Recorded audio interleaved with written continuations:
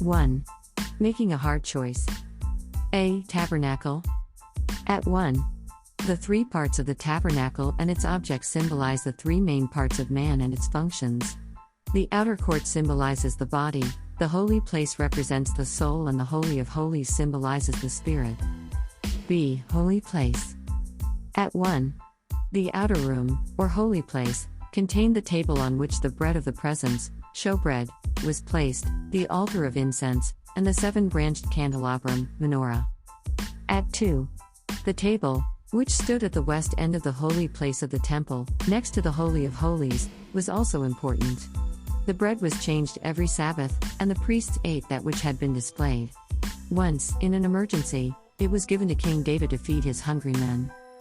C. Featured scripture text. 1 Samuel 21:6.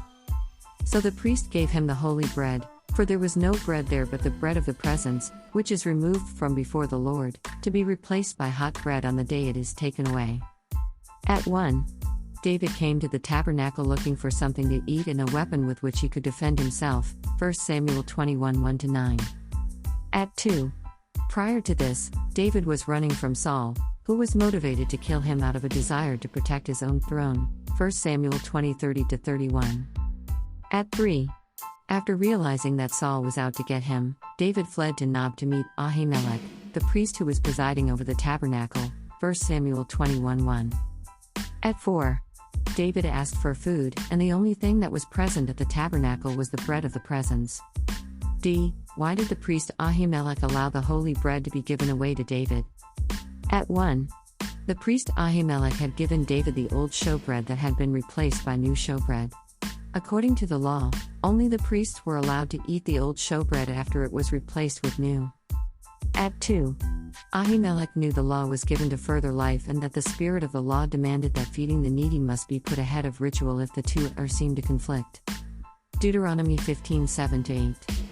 If among you, one of your brothers should become poor, in any of your towns within your land that the Lord your God is giving you, you shall not harden your heart or shut your hand against your poor brother, but you shall open your hand to him and lend him sufficient for his need, whatever it may be. Jesus later appealed to this incident to justify his practice of ignoring those Pharisaic traditions that put safeguarding religious ritual above helping the hungry. Mark 2:23-26. One Sabbath he was going through the grain fields, and as they made their way, his disciples began to pluck heads of grain. And the Pharisees were saying to him, "Look, why are they doing what is not lawful on the Sabbath?" And he said to them, "Have you never read what David did, when he was in need and was hungry, he and those who were with him, how he entered the house of God, in the time of Abiathar the high priest, and ate the bread of the presence, which it is not lawful for any but the priests to eat, and also gave it to those who were with him?" Have you ever come to a crossroad where you are placed in a situation of making a hard choice, meeting compassionate needs versus following traditions?